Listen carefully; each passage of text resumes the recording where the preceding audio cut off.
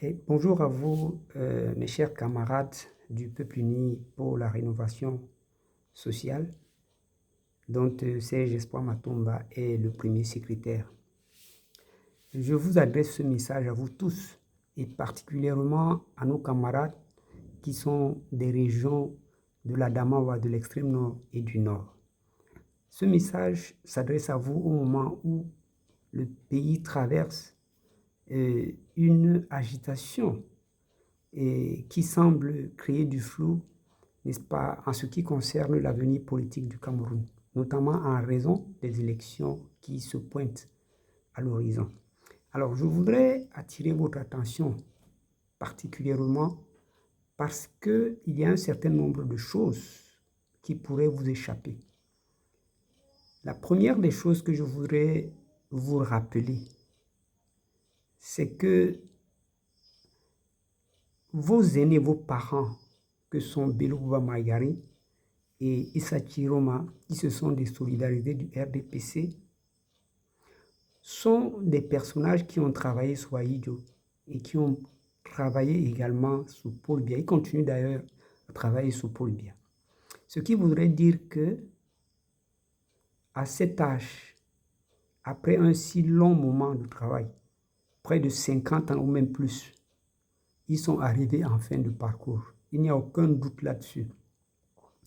L'appartenance religieuse ou l'appartenance régionale ne devrait pas vous tromper. Et sur ce, je voudrais que vous sachiez, que vous reteniez, par ricochet, que le Grand Nord n'existe plus. Le Grand Nord n'existe plus. Le Grand Nord, en parler, c'est une fouguerie, c'est une tromperie, c'est une escroquerie, c'est un moyen d'oppresser certains Camerounais en faveur d'une minorité. Cela dit, chaque région, la Damawa, l'extrême nord et le nord, existent chacune par elle-même. Et aujourd'hui, en cette ère, chacune de ces régions doit se développer par elle-même. Et si depuis la décentralisation, depuis même de très longues années, que vous avez ces élites-là dans les arcanes du pouvoir, rien n'a été fait, ni dans la Damawa, ni dans l'extrême nord, ni dans le nord, c'est à cause de leur incurie, c'est à cause de leurs mensonges, c'est à cause de leur incompétence et leur incapacité à penser à leur région d'origine. C'est des gens qui sont allés dans le gouvernement et qui se sont fait élire par vous pour vous représenter, mais malheureusement ne se sont occupés que d'eux-mêmes. Je voudrais donc attirer votre attention là-dessus, afin que vous puissiez résolument leur tourner le dos. Parce qu'il n'est plus question aujourd'hui de tergiverser, de quitter un parti pour aller dans l'autre et de vous mettre derrière X ou Y. Non. Ces gens n'ont plus de personnalité, ils n'ont plus aucun poids politique. Il faut le savoir, ils ne vous apporteront rien s'ils ne l'ont pas fait pendant 50 ans qu'ils ont été dans les arcanes du pouvoir.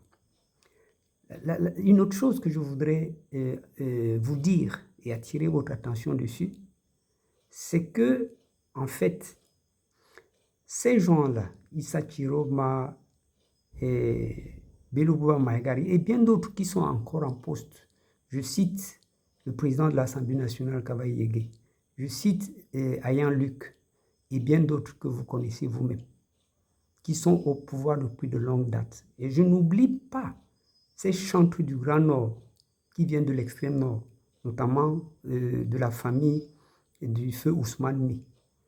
Alors, j'attire votre attention sur la propagande qu'ils sont en train de faire sous le prétexte que le pouvoir doit rentrer au nord parce que c'est Ahidjo qui l'avait donné à Paul Biya. Cela n'est pas vrai. Et le jeu politique dans ce pays ne se joue pas en termes de nord, de grand nord et grand sud. Nous sommes en période démocratique. Et puis le pouvoir, ce n'est pas comme la propriété d'un individu. Monsieur Ahidjo a pris le pouvoir avec la complicité des Français de monsieur André Marie Mbida. Et puis il a transmis à monsieur Paul Biya, en période de monolithisme. Aujourd'hui, nous sommes dans le multipartisme, donc cela ne peut plus marcher. Il faut le savoir. Donc, tous les plans macabres que préparent aux élites en allant s'allier à des gens qui ne peuvent pas ou qui n'ont pas qualité à se présenter comme candidats, avec pour objectif de créer du désordre, évitez-les. Et une dernière chose pour clôturer que je voudrais vous dire, c'est que toutes ces personnalités que j'ai citées là,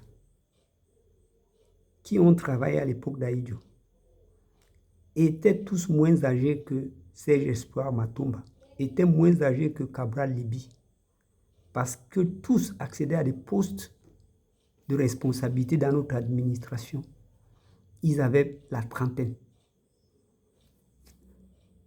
Même Paul Biya est entré dans l'administration à un très jeune âge. Il est devenu Premier ministre à 35 ans et président de la République à 49 ans. C'est pour vous dire que l'illusion que les gens veulent créer aujourd'hui et vous faire croire qu'un jeune ne peut pas diriger le pays, ce n'est qu'une utopie. Cela ne peut pas passer. L'opportunité qui se présente aujourd'hui est qu'un jeune prenne le pouvoir. Il faut éviter de tomber dans la mystification de la position du président de la République en donnant l'impression qu'il faut absolument avoir 70, 80 ans pour diriger. Donc, je vous invite massivement à vous manifester dès maintenant. N'attendez pas les élections. Dès maintenant, de manière massive, mobilisez-vous. Passez ce message à tous les autres jeunes de vos régions afin que massivement vous puissiez tourner le dos à tous ces croulants-là, ces vieux, qui veulent vous détourner et qui n'ont plus aucun poids politique. Voilà le message que je voudrais vous adresser.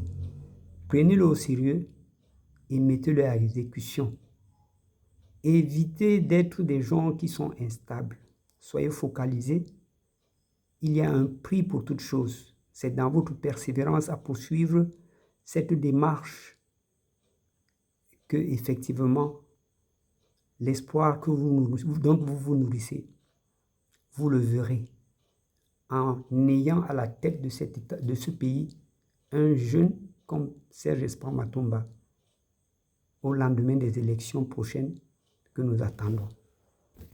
Du courage à vous, du courage, du courage.